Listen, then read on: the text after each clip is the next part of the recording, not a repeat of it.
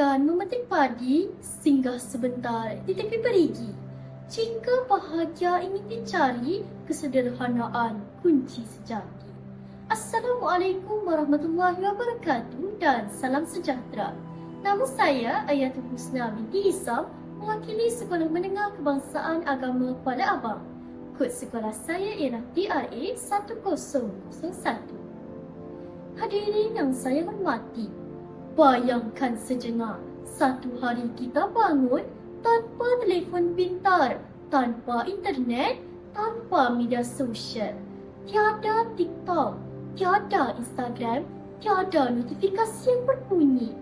Masihkah kita mampu merasai kebahagiaan yang sebenar? Persoalan ini mungkin kelihatan mudah, tetapi jawapannya sangat mendalam. Hari ini, saya akan membicarakan sebuah karya yang sederhana tetapi penuh makna kehidupan, iaitu buku Kampung Boy karya kartunis tersohor negara, Lat. Hadirin sekalian, Kampung Boy merupakan sebuah karya yang menceritakan pengalaman sebenar penulis semasa zaman kanak-kanaknya di sebuah kampung di negeri Perak. Latar tempatnya ialah sebuah kampung tradisional Melayu dikelilingi sawah padi hijau, sungai yang jernih serta rumah-rumah kayu yang sederhana. Watak utama dalam cerita ini ialah Lat sendiri, seorang budak kampung yang aktif, nakal, penuh rasa ingin tahu dan kaya dengan imajinasi. Beliau dibesarkan dalam sebuah keluarga yang sederhana tetapi penuh makna kehidupan. Ayahnya seorang yang tegas namun penyayang, mengajar erti tanggungjawab dan disiplin. Ibunya pula lembut dan penuh kasih sayang, menjadi tempat Lat bermanja dan berlindung. Selain itu, rakan-rakan sekampungnya sentiasa bersama dalam suka dan duka, membentuk kenangan indah zaman kanak-kanak. Kehidupan Lat dipenuhi dengan aktiviti yang sangat sederhana. Beliau bermain di sawah, mandi di sungai, memanjat pokok dan mengejar ayam. Kadang-kala dia dimarahi kerana kenakalannya. Namun, di sebalik semua itu, terselit kegembiraan yang tulus, kebahagiaan yang tidak dapat dibeli dengan wang ringgit. Apa yang menjadikan buku ini istimewa ialah cara penyampaiannya melalui ilustrasi komik yang ringkas. Pembaca seolah-olah dapat melihat, mendengar dan merasai sendiri suasana kampung tersebut. Hadirin sekalian,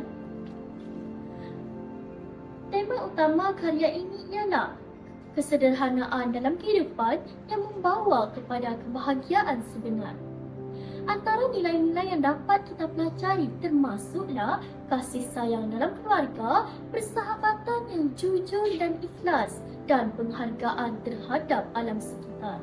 Nilai-nilai ini amat penting terutamanya kepada remaja masa kini.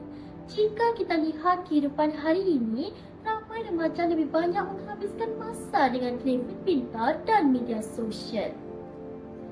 Pengalaman hidup sebenar semakin dilupakan.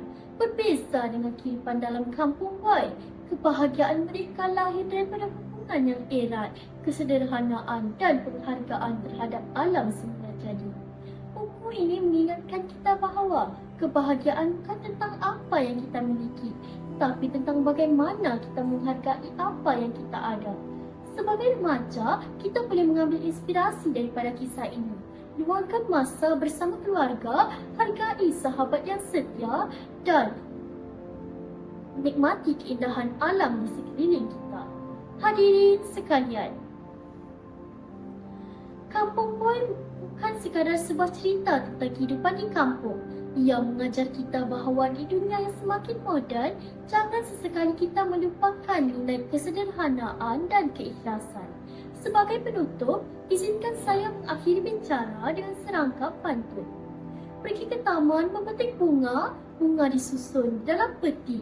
Jika ada silap tutup bicara, ampun maaf saya akhiri.